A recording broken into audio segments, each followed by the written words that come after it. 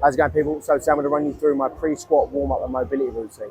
The idea for this is to first of all increase range of motion. Usually during the squat, ankles and hips are quite tight, and at the bottom of the squat you either find the knees will shift in or the hips will shift forward, and we'll lose our alignment, meaning we don't move efficiently for that exercise itself.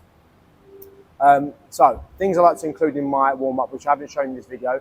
First of all, just some soft tissue release. So find any areas that you are particularly tight. Usually for me, it's the quads and the glutes. These areas for me, when they are locked up, I get quite a few issues in the knees, so I like to iron them out nice and early. Accompanied with this is just some light passive stretches. So find the areas that are tight for you. It might be your calves, causing ankle issues. So you want to iron out the calves to increase range of motion through the ankle.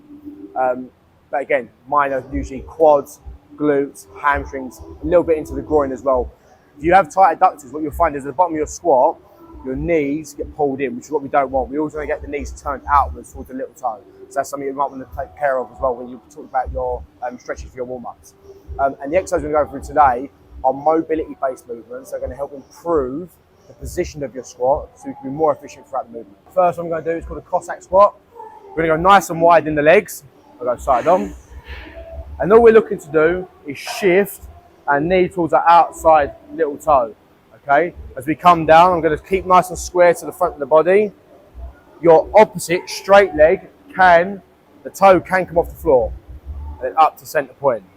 Then down to the other side. Again, driving the knee towards the little toe. Keeping nice and square to the front. You're going to aim to do 10 reps of this each side. Second move we're going to do is a VMO split squat. This is really good for improving range of motion at the ankle, but also warming up the knee and getting the VMO just above this teardrop base muscle just above the knee, nice and warmed up before we get in squats. That's usually the issue when you get some patella-based pains during the squats. So we're going to go into like a shallow base lunge position, and then our aim, like a normal split squat, we always go back knee down. This one I want front knee forward. To drive it as far forward over that toe as possible.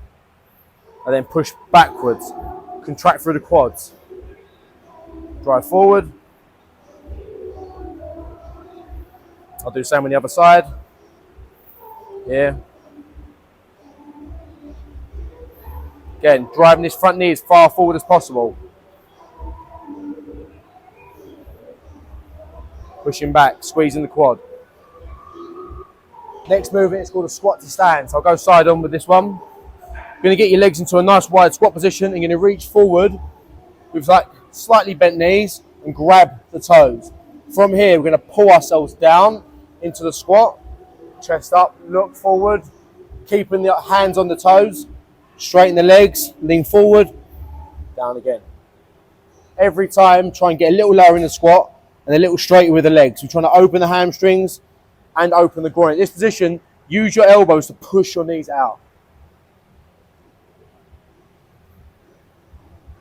Again, 10 reps of this one. This exercise just knee drives. So I'll get nice and deep into my squat again. I'm going to use my elbow to block my knee, my other hand on my other knee, okay? And then from here, I'm going to use my hand to push my hip out as wide as I can, and then down. Naturally, the hips will rise slightly, that's fine. The idea is to stay as low as you can during this and open the hip. We're looking to improve the range of motion at the hip, but also sitting nice and deep into the squat is giving them ankles some love as well. And same on the other side, 10 each side. You might find that one area is slightly tighter than the other. My left hip is much tighter than my right. Just take a bit of time, don't yank it out, just progressively push it out. Try and get it a little bit wider each time. Next move we're going to do is just a stability-based exercise. I've spoke about these loads. I think these are really helpful, especially for the knees. If you have any problems in the knee during the squats.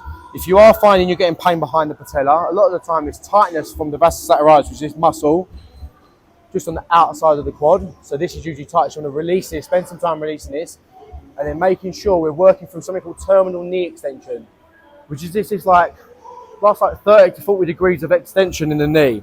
What happens is the knee, when it locks, has a slight turn. And we're looking to contract, obviously your whole quad will contract, but we're looking to prioritize this muscle here, the VMO. When this is weak and this is strong, the patella is pulled outwards. We want it to be pulled back towards the center. And this is what this is really good for. So what you're gonna do, Take your band, wrap it around a rig or a squat rack, and then you're going to put one leg in each loop.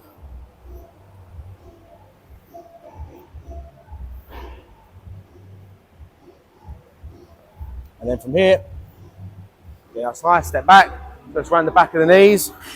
We're going to keep a nice tall chest. I'm going to sit our bum down, let the knees be pulled forward. And then we come back, squeeze against the band.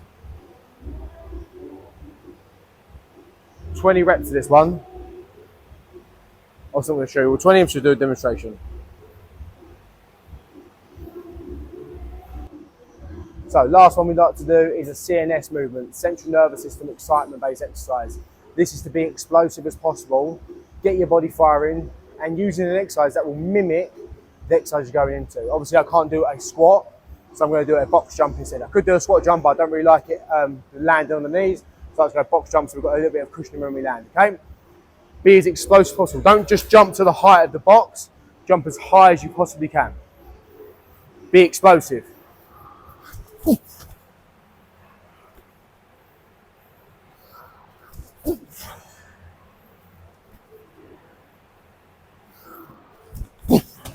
And that is it. Nice and easy. These warm-up routines shouldn't take you more than 20 to 30 minutes before your session. If it's going any longer than that, you're probably taking too much time between the exercises themselves. And just focus on the essential areas. Where do you struggle most? Is it the ankles? Is it hips? Identify that. Once you've identified that, make sure the plan is based around their movements. These exercises I've shown you today are perfect for everyone. Tight ankles, tight hips, whoever needs it. This is perfect to get you opened up and warmed and prepped before you go into heavy squats. Sweet, have a good day.